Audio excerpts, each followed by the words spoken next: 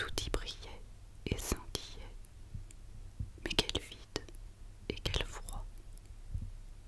Jamais il ne se donnait de fête dans cette royale demeure où le petit quai s'amusait à composer avec des morceaux de glace, des lettres et parfois des mots entiers. Il cherchait en ce moment à composer le mot éternité. Il s'y acharnait depuis longtemps déjà sans pouvoir y parvenir. La Reine des Neiges lui avait dit: si tu peux former cette figure, tu seras ton propre maître. Je te donnerai la terre tout entière et une paire de patins neufs. Il s'y prenait de toutes les façons, mais sans approcher de la réussite. À ce moment, la petite Gerda entra par la grande porte du palais, puis pénétra dans la grande salle.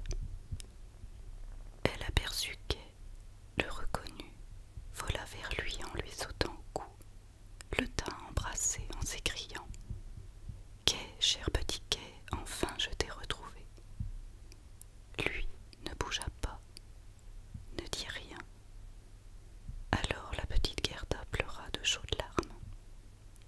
Celles-ci tombèrent sur la poitrine de Kay, pénétrèrent jusqu'à son cœur et en fondirent la glace, de sorte que le vilain éclat de verre fut emporté avec la glace dissoute.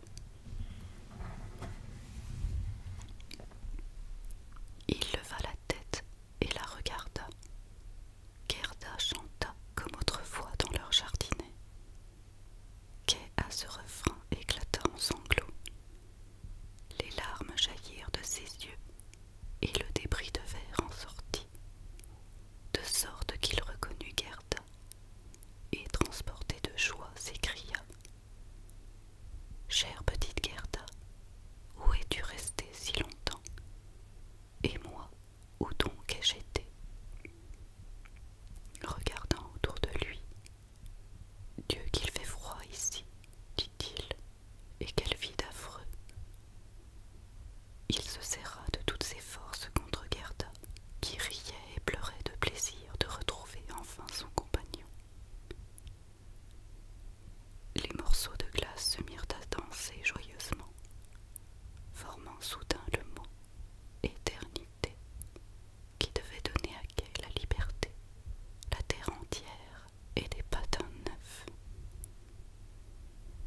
Kay et Gerda partirent la main dans la main. Le printemps se faisait magnifique, amenant la verdure et les fleurs. Un jour, ils entendirent le son du clocher, et ils aperçurent les hautes tours de la grande ville où ils demeuraient. Ils y entrèrent, montèrent l'escalier pour aller chez la grand-mère. Dans la chambre, tout était à la même place qu'autrefois. Mais en passant la porte, ils s'aperçurent qu'ils étaient devenus de grandes personnes. Les roses devant les mansardes étaient fleuries. Kay et Gerda s'assirent sur le banc comme autrefois. Ils restèrent longtemps assis, se tenant par la main. Ils avaient grandi, et cependant, ils étaient encore enfants par le cœur. J'espère que cette histoire vous aura plu. Je vous souhaite